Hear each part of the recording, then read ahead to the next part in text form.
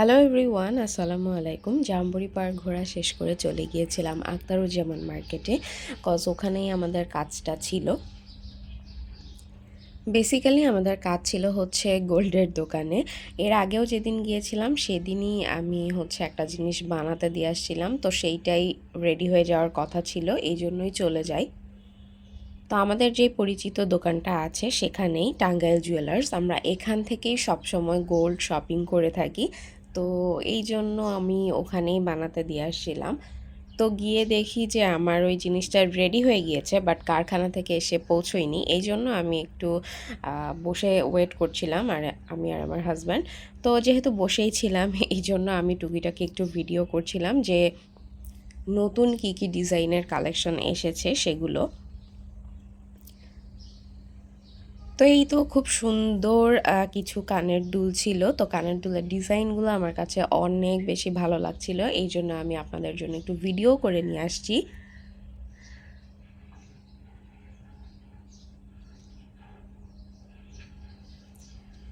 দেন খুব সুন্দর সুন্দর হচ্ছে ফিঙ্গার রিংয়ের ডিজাইন ছিল। আর ছেলেদের রিংও কিন্তু এখানে ছিল, শুধু মেয়েদের রিংই না, ছেলেদের রিংও ছিল, যেগুলোর ডিজাইনও অনেক বেশি সুন্দর। আর এখানে হাতের বালা কিছু ছিল, দেন হাতের চুড়িও ছিল, তারপর ছিল ব্রেসলেট, দেন হচ্ছে গলার নেকলেস থেকে শুরু করে যাবতীয় যা কিছু আছে সব কিছুই এখানে ছিল। আর আঙ্কেলরা কিন্তু খুবই ইউনিক কালেকশন এনেছে এবার দেখলাম, মানে খুবই সুন্দর সুন্দর ডিজাইন ছিল এইবার। তো আমার কাছে বেশ ভালো লাগছিল, বিশেষ করে গলার নেকলেসগুলো অনেক বেশি সুন্দর ছিল। আর এখানে ছোট বাচ্চাদের রিংও ছিল, যেসব ডিজাইনগুলো অনেক বেশি সুন্দর। কিছু লকেট ছিল যেটা ডিজাইনও সুন্দর, আর হচ্ছে কিছু রূপার ফিঙ্গার রিংও ছিল। তো রূপার ফিঙ্গার রিংগুলো ছিল খুবই সিম্পল ডিজাইনের মধ্যে, তো ওইখান থেকে যদি কারো পছন্দ না হয় তারা কিন্তু রূপার ফিঙ্গার রিং বানিয়েও নিতে পারে নিজেদের মন মতো ডিজাইন দিয়ে।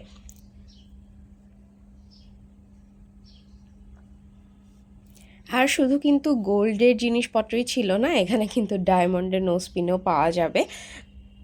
ডায়মন্ডের নোজপিনও তাদের কাছে আছে। সো একদম ডায়মন্ডের নোজপিন একেবারে কম রেঞ্জ থেকে শুরু করে অনেক বেশি রেঞ্জের মধ্যেও ছিল। তো যাই হোক, দেন ভিডিও করা শেষ করে আমরা তারপরেও ওয়েট করছিলাম, দেন হচ্ছে আঙ্কেল আমাদেরকে 7 আপ খেতে দেয়। তো সেটাই খাচ্ছিলাম আর গল্প করছিলাম, কারণ রোডে প্রচুর জ্যাম ছিল, যে কারণে আমার জিনিস এসে পৌঁছতে দেরি হচ্ছিল। তো এই জন্য আসলে অনেকক্ষণ ওয়েট করতে হয়, এই জন্য আমি আসলে একটু টুকিটাকি ভিডিও করছিলাম। আর আমরা দুইজন হচ্ছে আঙ্কেলের সাথে গল্প করছিলাম, কারণ কিছুই করার ছিল না।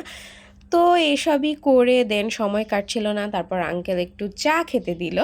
তো চাটা খেয়ে বেশ ফ্রেশ লাগছিল, তারপর আমার জিনিসটাও চলে আসে চা খেতে খেতে। তো এই ছিল হচ্ছে ছোট্টখাট্টো একটা vlog. So thanks for watching, আল্লাহ হাফেজ।